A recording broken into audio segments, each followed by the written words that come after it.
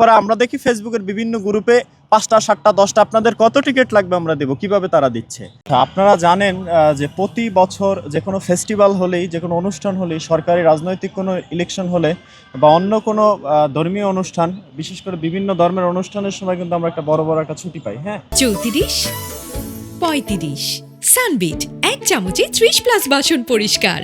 একটু বড় ছুটি পাই। যখনই ছুটি পাই এই ছুটির সময় দেখবেন যে ট্রেন থেকে শুরু করে বাস, অন্যান্য সেক্টরে কালোবাজারি শুরু হয়ে যায়, টিকিট সংকট শুরু হয়ে যায়।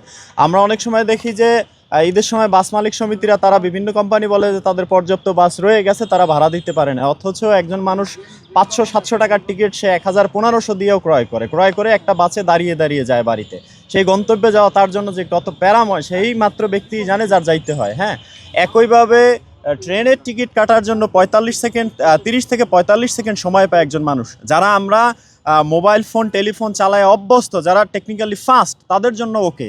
কিন্তু যে মানুষটা আসলে টেকনিক্যালি ফাস্ট না, যার জন্য এটা মানে মোবাইল চালানোই যার জন্য দায়, সে কিভাবে টিকিট সংগ্রহ করবে? সে যখন কালোবাজারি, অথচ আমরা যখন এখানে না পাই, তারপরে আমরা দেখি ফেসবুকের বিভিন্ন গ্রুপে ৫টা ৭টা ১০টা আপনাদের কত টিকিট লাগবে আমরা দেব, কিভাবে তারা দিচ্ছে।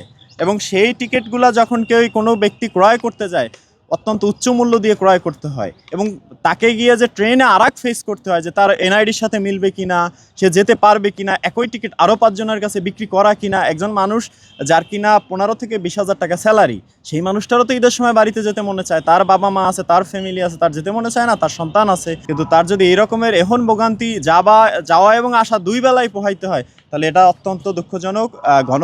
গণঅভ্যুত্থান পরবর্তী সময় আমার মনে হয় নতুন যে সরকার আসছে তার কাছে আমাদের অনেকগুলো এক্সপেকটেশন। আমরা আজকে স্মারকলিপি জমা দিয়েছি এবং এই দীর্ঘ পরিকল্পনা যে বিষয়গুলো আছে, যেমন সরকার চাইলে এই সময় সেনাবাহিনী মোতায়েন করতে পারে।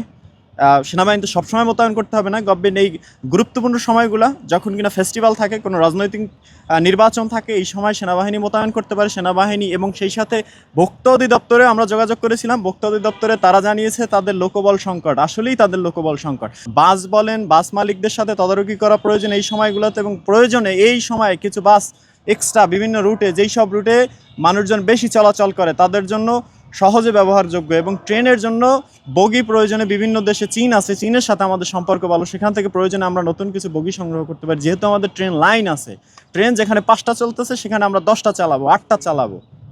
মানুষ তো টিকিটের টাকা দিচ্ছে। হ্যাঁ, তো আমার মনে হয় গভর্নমেন্ট এটা নিয়ে দীর্ঘমেয়াদী যদি পরিকল্পনা করে এবং টিকিট যদি আরও সহজলভ্য করে, একটা এনআইডির এগেনস্টে একজনে টিকিট কাটতে পারবে, এর বাইরে কাটতে পারবে না, তাহলে আমার মনে হয় এটা আরও সহজ হয়। যেমন আমি যখন টিকিট কাটতে যাই অনলাইনে, যখন ঢুকি তখন সার্ভার স্লো, ঢুকতে পারতেছেন না, কিন্তু কেউ 5টা 7টা টিকিট ক্রয় করে সে অনলাইনে বিক্রি করতে পারতেছে। কিভাবে এটা সম্ভব? সে পারতেছে, আমরা কেন পারবো না? আমার মনে হয় এটা নিয়ে আমরা ডিজি সাহেবের কাছে, মহোদয়ের কাছে আমরা স্মারকলিপি জমা দিয়েছি। আমরা আপনাদেরকে স্মারকলিপির ছবি দিয়ে দেব।